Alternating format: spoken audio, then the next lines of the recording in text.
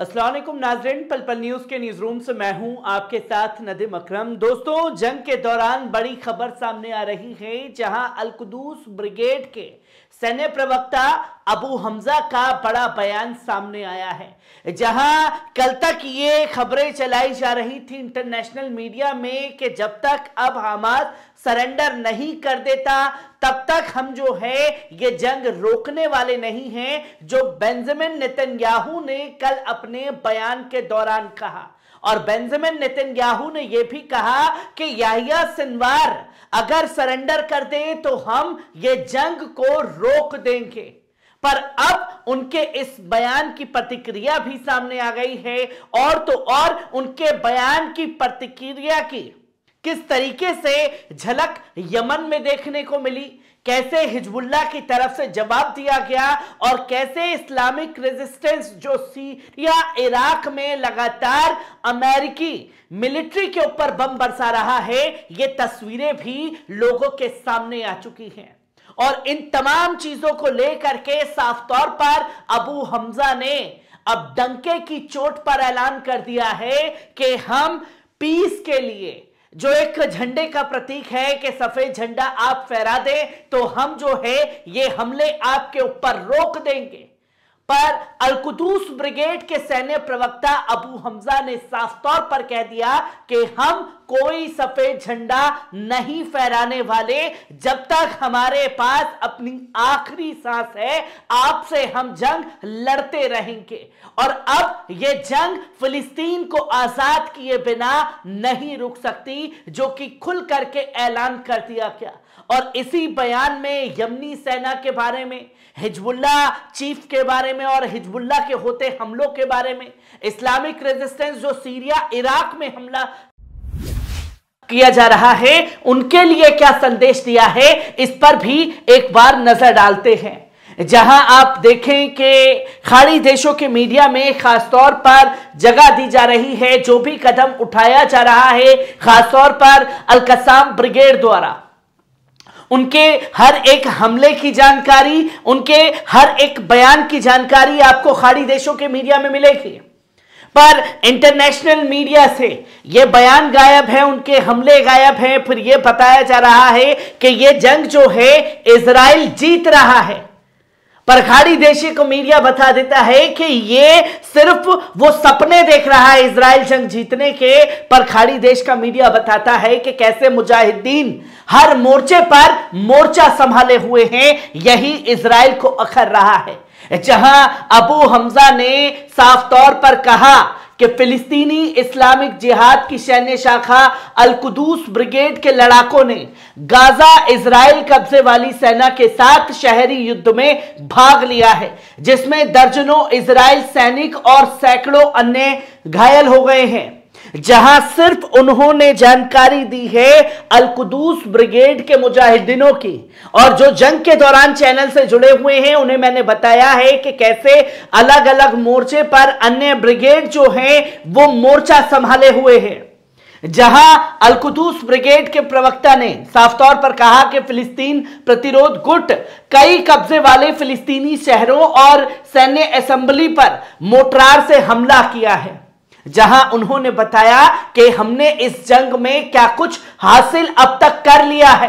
और फिर अबू हमजा ने कहा कि हम आत्मसमर्पण नहीं करेंगे, चाहे लड़ाई कितनी भी लंबी चले, हम सफेद झंडा नहीं लहराएंगे। दो टूक में अपनी बात को खत्म करके इजराइल को, अमेरिका को आईना दिखा दिया अबू हमजा के इस बयान ने, कि प्रेशर बनाने की तमाम तरीके से तस्वीरें जारी थी। क्योंकि यूएन में भी जब सीज फायर को लेकर के इजराइल के खिलाफ तमाम देश आए तो इजराइल द्वारा याह्या सिनवार का और हमास के हेड ऑफिस का नंबर सर्कुलेट किया गया और बोला कि आप जो हमें समझा रहे हैं आप हमास को समझाइए। पर सबसे बड़ी जीत हमास की यह हुई कि 153 देशों में से किसी ने भी यह नहीं कहा कि इस जंग में हमास की गलती है। सबने कसूरवार यूएन की उस मीटिंग में इजराइल को ठहरा दिया। और यही चीजें अब इजराइल को अखर रही हैं कि हम पर आतंकी आतंकी कहकर के हमने माहौल बनाया, पर जिस तरीके से हमारे जो आतंकी सैनिक हैं उन्होंने महिलाओं, बच्चों, बुजुर्गों को निशाना बनाया। अब दुनिया तबका देने लगी है कि असल में आतंकवाद की जो घटनाओं को अंजाम दे रहे हैं उसके लिए जिम्मेदार आप हैं। जहां अबू हमजा ने इस बात को जोर देकर के कहा कि इजराइल कब्जे वाले नागरिकों पर बमबारी कायर बुजुर्गों द्वारा किया गया एक कृत्य था, जो अपनी भूमि पर खड़े होने वालों के हाथों बड़ी हार झेल रहे हैं। और यह भी अबू हमजा ने कहा कि वो जब इस जंग में हमसे नहीं भिड़ पा रहे हैं, हमसे मुकाबला नहीं कर पा रहे हैं, तो वो हमारे लोगों को निशाना बना रहे हैं। और यही सबसे बड़ी उनकी हार है और यही राजनीतिक जनाजा जो है बेंजामिन नेतन्याहू का दुनिया भर में निकलेगा। जहां सैन्य प्रवक्ता ने इस बात पर जोर देकर के कहा कि इजरायली प्रधानमंत्री बेंजामिन नेतन्याहू युद्ध के दौरान तयशुदा भाग्य को जानते हैं, उन्हें पता है कि इस जंग का अंजाम क्या होने वाला है। उन्होंने प्रतिरोध द्वारा किए गए इजरायली बंदियों के परिवार से उन्हें जवाबदेह ठहराने की अपील की, क्योंकि युद्ध को भाग्य के रूप में खींच रहे हैं। बंदी उनके हाथ में हैं, क्योंकि कल ही मैंने आपके सामने बताया कि जो हेल्थ मिनिस्टर हैं इजराइल के, उन्होंने साफ तौर पर कहा कि जो बंदी हैं वो तमाम लोग मारे जा चुके हैं जिनको हमास के मुजाहिदीनों ने पकड़ा है। पर यहां साफ तौर पर अबू हमजा ने कहा कि वो अभी भी हम लोगों के साथ हैं, हमारे हाथों में सुरक्षित हैं। बंदी या तो जायोनी बमबारी के कारण मर जाएंगे या वार्ता के माध्यम से लौट आएंगे, जिसके केवल तभी बरकरार रखा जाएगा जब उनसे स्थायी युद्ध विराम शामिल होगा। और साफ तौर पर कहा कि बंदी आपकी बमबारी में मारे जाएंगे और हमारे हाथों उनको हर बार सुरक्षित बचाया जाएगा। और तब हम जो हैं उन तमाम लोगों को रिहा करेंगे एक ही शर्त पर कि आप सीज फायर करें, आप इस युद्ध को रोकने का सबसे पहले काम करें, वरना आपको पता है कि अंजाम क्या होगा। और यह जंग तब तक जारी रहेगी जितना लंबा आप खींचना चाहेंगे, हम उतने दिनों के लिए तैयार हैं। अव्वल तो आप दुनिया भर में दूसरे नंबर की सबसे बड़ी ताकत थे, सुपर पावर अमेरिका, आपका बाप आपके साथ खड़ा था। पर आपके बाप ने जब इस जंग में पूरी तरीके से खुद को कुदवा दिया तो उसके खिलाफ कई मोर्चे खुले हुए, जहां सबसे पहले फिलिस्तीनी प्रतिरोध जायोनी अमेरिकी कब्जे वालों के साथ एक खुले युद्ध में लगा हुआ है, क्योंकि ये अरबों की आबादी वाले इस्लामी विश्व की ओर से अल अक्सा फ्लड बचाव कर रहा है। हालांकि उन्होंने लेबनान में इस्लामी प्रतिरोध के सेनानियों की सराहना की और इराक अमेरिकी रक्षा विभाग ने कहा कि पिछले 3 हफ्तों में इराक और सीरिया में अमेरिका सेना के खिलाफ हमलों की दर 45% बढ़ गई है। और ये अबू हमजा ने कहा कि ये ऑपरेशन अल अक्सा फ्लड की महज शुरुआत है। आपको पता नहीं है कि आपके खिलाफ कितने मोर्चे अब इस जंग में खुल जाएंगे।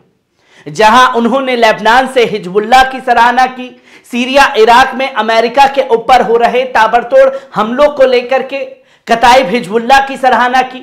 उन्होंने अल नुजाबा संगठन की तारीफ की और बताया कि आप लोगों ने एक इतिहास रच दिया है, जो कि सूत्रों ने उल्लेख किया कि हमले में अल हसाका के ग्रामीण इलाकों में खराब अलजीर और अल शदादी ठिकानों के अलावा दीर एजोर के ग्रामीण इलाकों में अल उमर और कोनोको अड्डे शामिल थे।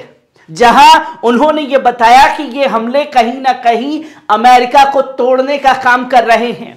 जहां इराक में प्रतिरोध गुटों ने पहले कहा कि वे क्षेत्र में अमेरिकी कब्जे वाले ठिकानों को वैध लक्ष्य मानते हैं, क्योंकि अमेरिका ने इजराइल को अपना अटूट समर्थन देने की पेशकश की है, जहां जिससे वह पूरी तरीके से घिर चुका है। और हिजबुल्लाह ने मंगलवार को घोषणा की कि उसकी सेना ने कई इजरायली सैन्य स्थलों पर हमला किया, जिससे भारी क्षति हुई है और कई सैनिकों की मौत भी हो गई है, जो कि हिजबुल्लाह ने साफ तौर पर यह ऐलान किया।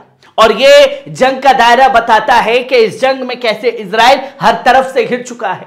तो वहीं अबू हमजा ने स्वतंत्र यमनी लोगों की भी सराहना की, जिन्होंने सभी को अल्लाह, इस्लाम, जिहाद और फिलिस्तीन के प्रति अपना समर्थन साबित किया है। यमनी लोगों के अपील पर अंसारुल्लाह के नेता सैयद अब्दुल अली मलिक अल हूती ने निर्देशों का जवाब देते हुए यमनी सशस्त्र बलों ने अरब सागर और लाल सागर से गुजरने वाले इजरायली बंदरगाहों की ओर जाने वाले सभी जहाजों को शामिल करने के लिए अपने लक्ष्य समूह का विस्तार कर दिया है।